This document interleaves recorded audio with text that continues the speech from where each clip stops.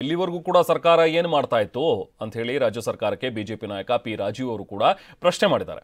ರಾಜ್ಯ ಸರ್ಕಾರ ಬಂದು 1.5 ವರ್ಷ ಆಯ್ತಲ್ಲ, ಆಗ್ಲಿಂದ ಏನು ಮಾಡ್ತಾ ಇದ್ರು ಅನ್ನುವಂಥ ಒಂದು ಪ್ರಶ್ನೆ ಪಿ ರಾಜೀವ್ ಅವರು ಕೇಳಿದ್ರೆ, ಇತ್ತ ರಾಮುಲು ಕೂಡ ಸರ್ಕಾರ ಬಾಣಂತಿಯರ ಸಾವು ಕೇಸ್ಗಳನ್ನ ಈ ಪ್ರಕರಣವನ್ನ ಡೈವರ್ಟ್ ಮಾಡೋದಕ್ಕೆ ಪ್ರಯತ್ನಿಸ್ತಾ ಇದೆ ಅಂತ ಹೇಳಿ ಮಾತಾಡಿದ್ದಾರೆ. ಯಾವುದೋ ಪ್ರಕರಣದ ಬಗ್ಗೆ ಏನೋ ಹೇಳಿಕೆಯನ್ನ ಕೊಟ್ಟು ಗಮನವನ್ನ ಬೇರೆ ಕಡೆ ಸೆಳಿತೀನಿ ಅಂತ ಹೇಳಿದ್ರೆ ನಿಮ್ಮ ಕೆಲಸ ಯಶಸ್ವಿ ಆಗೋದಿಲ್ಲ.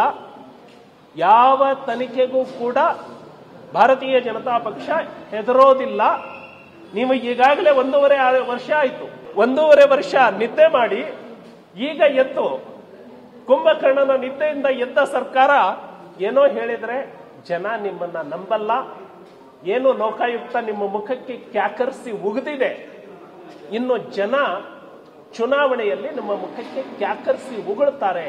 ಅವರು ಮುಖ್ಯಮಂತ್ರಿಗಳು ಉಪಮುಖ್ಯಮಂತ್ರಿಗಳು ಜ್ಞಾನ ಇದ್ದು ಮಾತಾಡ್ತಾ ಇದ್ದನು, ಜ್ಞಾನ ಇಲ್ಲದಂಗೆ ಮಾತಾಡ್ತಾ ಇದ್ದನು, ಒಂದು ಕೂಡ ಸಂಬಂಧ ಇಲ್ಲಾರ್ದಂಥ ವಿಚಾರಗಳು ಮಾತಾಡ್ತಾ ಇದ್ದಾನೆ. ಅಲ್ರಿ, ಇವತ್ತು ನಾವು ಸರಣಿಯಾಗಿ ಬಾಣ್ಯಂತರ ಸಾವಾಗ್ತಾ ಇದ್ದಾವೆ ಅಂದೇಳಿ ಆಲ್ರೆಡಿ ಇವತ್ತಿದ್ದಂಥ ವಾತಾವರಣದಲ್ಲಿ ಸಾವಾಗ್ತಾ ಇದೆ ಅಂತೇಳಿ ನಾವು ಹೋರಾಟ ಮಾಡ್ತಾ ಇದ್ವಿ. ಇವತ್ತು ಪುನಃ ಕೋವಿಡ್ಗೆ ಹೋದ್ರಲ್ಲ, ಇವರು ಕೋವಿಡ್ಗೆ ಹೋದ್ರಲ್ಲ. ಇವಾಗ ಕೋವಿಡ್ದಲ್ಲಿ ಏನು ಇವತ್ತು RT-PCR ಟೆಸ್ಟ್ ಏನಿದೆನೋ, ಇವತ್ತು ಏನು BBMPದಲ್ಲಿ ನಂತರ ಕಿದ್ವಾಯಿದಲ್ಲಿ ಆದಂಥ ಟೆಸ್ಟ್ಗಳ ಬಗ್ಗೆ 500 ಕೋಟಿ 400 ಕೋಟಿ ಭ್ರಷ್ಟಾಚಾರ ಅಂತ ಇದನ್ನಲ್ಲ. ನನಗೊಂದು ಹೇಳಬೇಕು, ಉತ್ತರ ಕೊಡಬೇಕು. ಉಪಮುಖ್ಯಮಂತ್ರಿಗಳಂತ DK ಶಿವಕುಮಾರ್ ಅವರು ಇವತ್ತು ಸರಣಿ ಬಾಣಂತಿರ ಸಾವಿಗೆ RT-PCR ಟೆಸ್ಟ್ಗೆ ಏನು ಸಂಬಂಧ? ಇದು ಕೋವಿಡ್ಗೆ ಇದಕ್ಕೆ ಏನು ರಿಲೇಟಿವ್?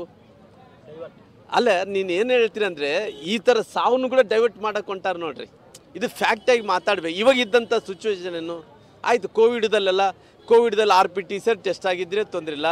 PPK ಕಿಟ್ಟಲ್ಲಿ ಕೂಡ ಭ್ರಷ್ಟಾಚಾರ ಆಗಿದ್ದರೆ ಕೂಡ ಅದು ಬೇಕಾದರೆ ಯಾವುದನ್ನ ಆಗಲಿ ಆಲ್ರೆಡಿ ತನಿಖೆ ಆಗಬೇಕಂದ್ರೆ ಪ್ರಾಸಿಕ್ಯೂಷನ್ ಕೇಳಿದಾರಲ್ಲ. ಪ್ರಾಸಿಕ್ಯೂಷನ್ ಗವರ್ನರ್ ಪ್ರಾಸಿಕ್ಯೂಷನ್ ಕೊಟ್ಟರೆ ಯಾರು ತಪ್ಪಿದ್ದರ ಅವ್ನ ಪನಿಷ್ಮೆಂಟ್ ಆಗೇ ಆಗ್ತದೆ.